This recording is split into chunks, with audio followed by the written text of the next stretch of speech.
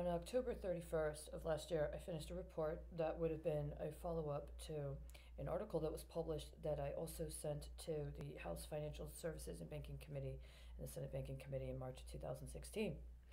If there had been anything competent coming out of Congress as a response to the request for that investigation, I would have followed up with the report I wrote. If you don't like the tone, that's not my concern. The information in there is not only factually correct as it is held up to this time, but I understand that somebody saw it either because they were spying on me and my computer and or because they saw it after I posted it on my website and they hooked up securities on it. I've been tracking them in connection with other things. I heard them at the time. I heard them make certain accusations about who did it. The truth of the matter is that what was supposed to be a report that would have been submitted to Congress if Congress wasn't embroiled in high treason ended up getting used again as somebody else's float on a long-term deal. And I didn't know until relatively recently that there was also a report that was alleged to be an audit that was put up on the same day for the Department of State, which makes a lot of sense. I mean, if you're literally trafficking a woman and or things connected to her life in order to cover up for high crimes by people who have used the Department of State to launder their illicit deals, then coding something like that as a public notice to an audit that is officially acknowledged and an official government document and also is tier 2 secret accounts for somebody who's been politically disappeared and harvested is somebody's idea of a good idea, right? And I believe this goes back to April of 2016 when I went to that meeting and they downloaded the upgrade to that integrated emergency services communication system, and every fucking cop and every fucking firefighter I have encountered since then acts like a total degenerate asshole. And I think that there was actually a deal on a high level to make that the off the grid girl that I literally was supposed to literally sleep with cops and or hook up deals with people that get city pension funds allegedly for emergency services, and it was okay to kind of trash me and use me in that way because there was this complementarity, this sort of bipolar, this sort of covided system where things that I was doing that were high quality were allowed to be connected to other things that got official recognition and acknowledgement, while I worked in some sort of isolation onto which a bunch of things could be trashed and dumped. And if I was a good girl and I played the Khrushchev game, then I would get to indulge in a bunch of abstract fantasy scenarios where somebody might be my sugar daddy and I might get to go to parties, right? And that's not what actually ends up happening. On January 15th of 2020, before I went and filed 3 formal filings, I posted something on a website I have, and I'm going to read it. It would have been the third part of the follow-up. It would have been the third installment in this request for an investigation. It's an outline. I'm going to read it now and see how far along I've come. It's a 3-part outline as a follow-up. Part 1. Relationship between disaster assistance efforts and investments regarding infrastructure projects, including through use of municipal and other bond issues. Clinton's arrival in Honduras during Hurricane Mitch, i.e. Hillary Clinton, as First Lady. Same day as Japanese medical assistance efforts and other Mitch assistance, compared U.S. assistance with French efforts that agreed to forgive a specific amount of debt for Honduras and other countries. What impact did helicopter crash in Tegucigalpa carrying the then mayor of Tegucigalpa and several other people have? Compare with domestic disaster assistance efforts in situations concerning public debt and emergency assistance relief. Reference executive order on floodplain upgrades and floodplain plan approved by Houston City Council prior to Hurricane Harvey, along with article on outstanding housing bonds from prior bond election. Were there comparable issues concerning public debt to which Honduras was obligated prior to Mitch and which were influenced as a condition of U.S. aid and or other policies connected to disaster assistance? Bring up allegations concerning recent use of the Clinton Foundation via green energy initiatives to attempt election interference that compelled Clinton to refuse to accept donations from certain countries, not including the Dominican Republic, with which she has a wind power project and which shares the island with Haiti.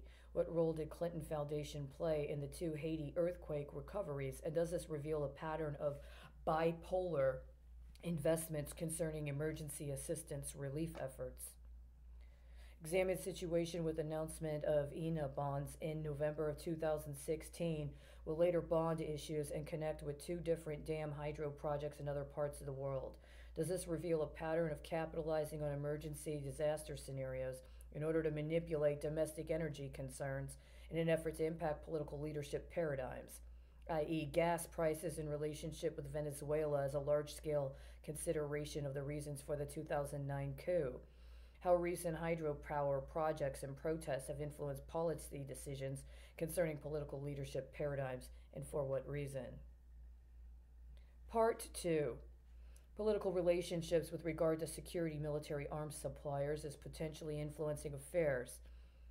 Recent presidential election and riots in both the United States and Honduras. This was again January 2020. How political party of interest was previously the party of a former Dinant lawyer who was assassinated while attempting to run for mayor of a municipality. Correlations between assassinations of various political leadership journalists and announcements on various weapons tech deals, especially connected to Raytheon. History of Hondutel and use of telecommunications and weaponization technologies. What role did FACUSA have in the development of the scenarios connected to assassinated Honduran political leadership and security development? Did others in Honduras or beyond Honduras contract with Raytheon in order to use Honduras as a ground for human test subject experimentation regarding various weaponization technologies development, especially concerning weapons related to ultrasonic technology or use of radio frequency modulations? How did FACUSA's family background factor into decisions regarding Honduras as testing ground, other Honduran families with background originating in Palestine? Why were FACUSA's assets and holdings targeted by World Bank and others in manners that no one else's was? What role did FACUSA's relationship with Rosenthal play in this regard? Was the targeting of Rosenthal later connected to his relationship with FACUSA? Was this about more than domestic Honduran concerns or about other geopolitical factors that include Brazil and Palestine? Was there a connection regarding the 2017 helicopter crash outside Tegucigalpa carrying Juan Orlando Hernandez's sister and 6 others, and the helicopter crash carrying the mayor of Tegucigalpa and 3 others following Hurricane Mitch? Part 3. Energy policy and how the above factors into using healthcare or emergency assistance as front for setting up energy deals based on human rights abuses and use of human beings as test subjects. Revisit windmill deal. Compare with wind deals in Honduras, especially deals involving access to lands designated as officially indigenous versus impacts on communities not officially recognized by the government as indigenous. Compare with comparable situation in the U.S. 2 examples regarding energy. Maybe 3 if that Cherokee Dam project can be found. 2 examples involving housing.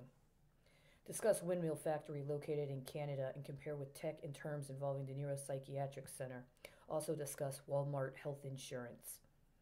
Discuss relationship between the Affordable Care Act and other aspects connected to the digital economy, but in a concise manner. Part 4. How resistance and repression of resistance can contribute to the promotion of factors that perpetuate economic suppression. Discuss bond issues on a more micro level. Evaluate history of outstanding and long-standing obligations that were and have been carried over since the 1980s. Discuss how the situation in Central America is connected to a larger scale finance scheme involving the Middle East and is reflected in recent current Texas law around financing.